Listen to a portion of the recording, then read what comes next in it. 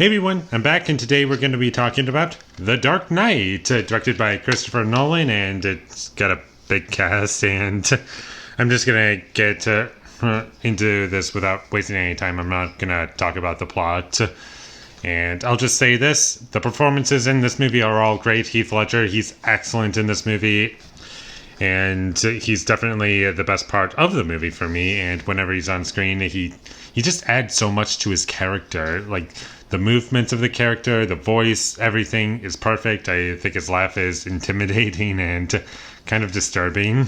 And he's one of few villains that actually makes me feel tense in a scene. And not a lot of movies can do that.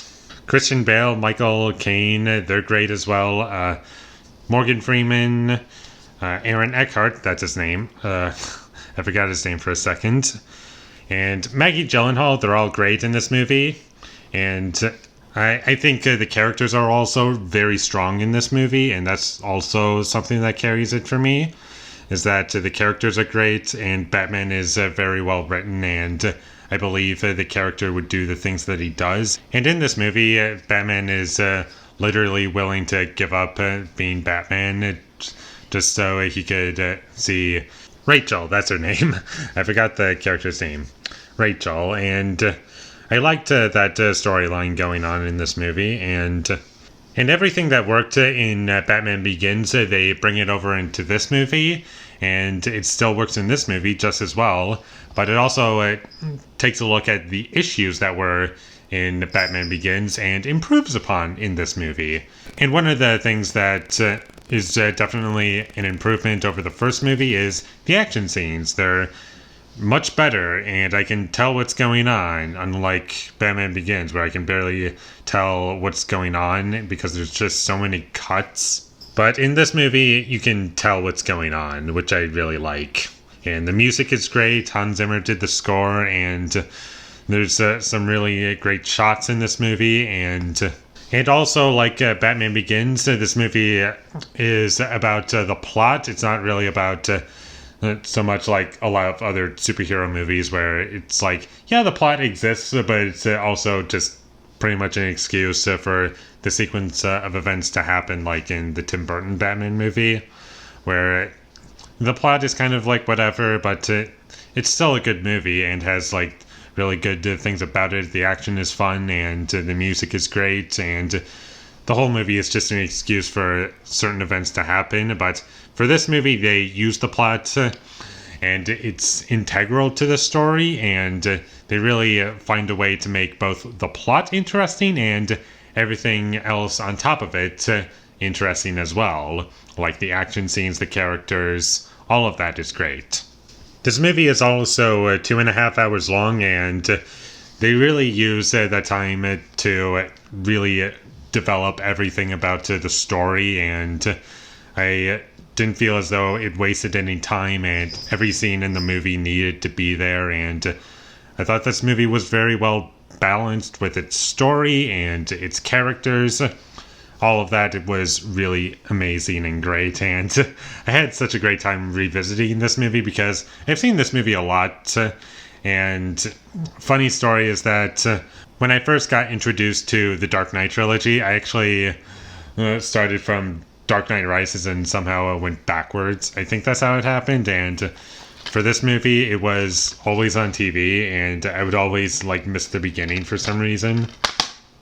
I was like, yeah, that was good. I don't love it like a lot of people do, but revisiting it now, I really appreciated what this movie accomplished, and there's just so much that I love about it.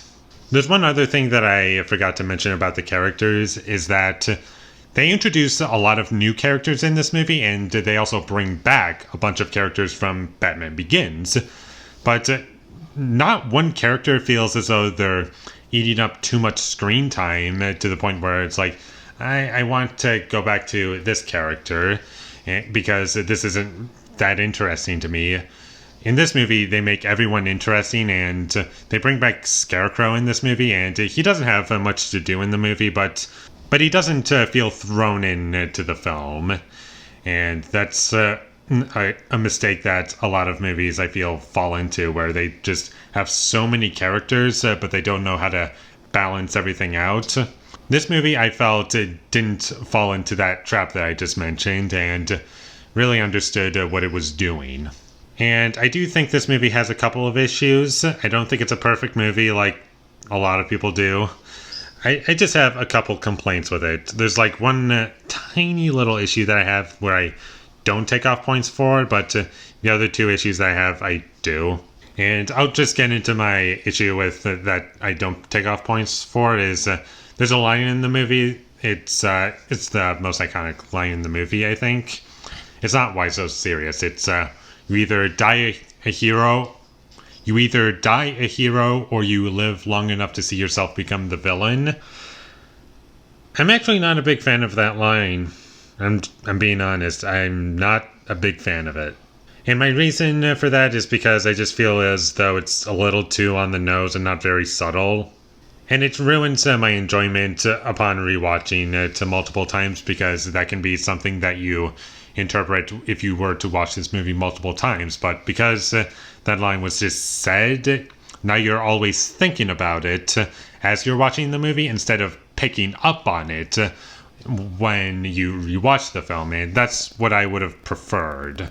I still don't take off points for it. It's just one tiny thing that I don't really like.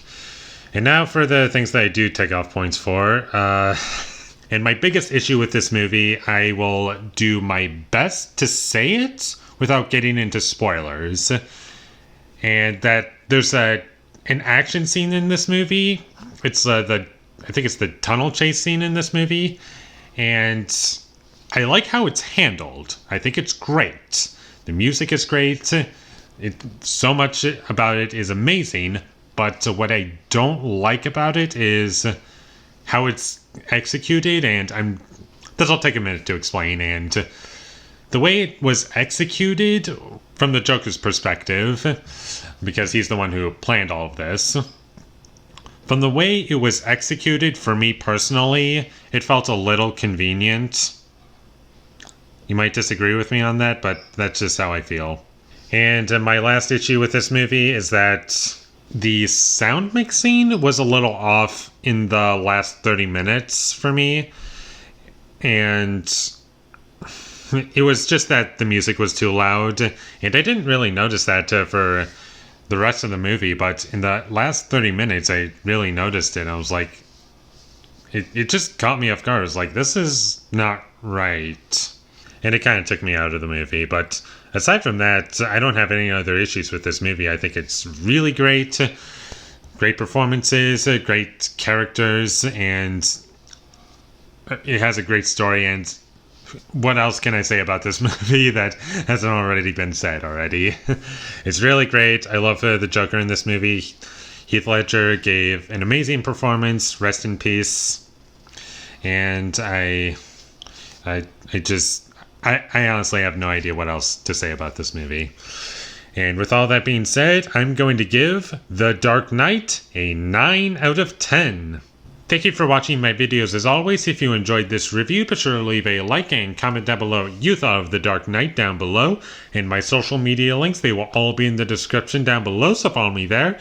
And last but not least, subscribe to be a part of Foley Nation, and I'll see you when I get my next review up, and that is going to be for Beverly Hills Cop 2. So look forward to that, but until I get that up, thank you for watching and have a great day.